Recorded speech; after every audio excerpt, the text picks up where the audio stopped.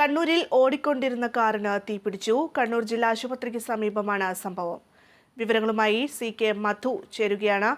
മധു, എപ്പോഴായിരുന്നു സംഭവം? ഈ തീപിടുത്തത്തിൽ ആർക്കെങ്കിലും ജീവഹാനി സംഭവിക്കുകയോ അത്തരത്തിൽ എന്തെങ്കിലും റിപ്പോർട്ട് ചെയ്തിട്ടുണ്ടോ? ഭദ്ര, വൈകുന്നേരം 5:30 മണിയോടെ കണ്ണൂർ ജില്ലാ ആശുപത്രിക്ക് സമീപത്തെ DSC റോഡിലായിരുന്നു സംഭവം. ഇരിക്കൂർ നായാട്ടുപാറ സ്വദേശി ആദർശ് സഞ്ചരിച്ച KL 8X4781 എന്ന നമ്പറിലുള്ള കാറിനാണ് തീപിടിച്ചത്. കോട്ടയിൽ പോയി മടങ്ങി വരുന്നവരുടെ ബോണറ്റിൽ നിന്നും തീ വരുന്നതാണ് ആദർശിന്റെ ശ്രദ്ധയിൽപ്പെട്ടത്. ഉടൻ പുറത്തിറങ്ങുകയും അപ്പോൾ തന്നെ തീ ആളിപ്പട്ടുകയുമായിരുന്നു. അതുകൊണ്ട് ആളപായമൊന്നുമില്ല, ആർക്കും പരിക്കുമില്ല. AC-യുടെ ഭാഗത്ത് നിന്നാണ് പുകയുന്നതെന്നാണ് ആദർശ് പറയുന്നത്. പരിസരത്തെ ഓട്ടോ ഡ്രൈവറും മറ്റും ഓടി വരുമ്പോഴേക്കും തീ ആളിപ്പടർന്നിരുന്നു.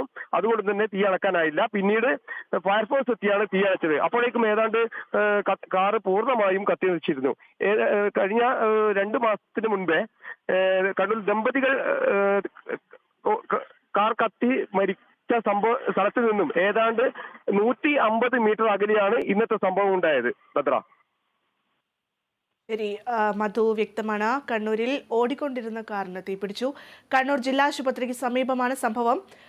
ഇന്നായിരുന്നു കാറിന് തീപിടിച്ചത്. അതേസമയം ആളപായമൊന്നുമില്ല എന്നാണ് അറിയാൻ സാധിക്കുന്നത്.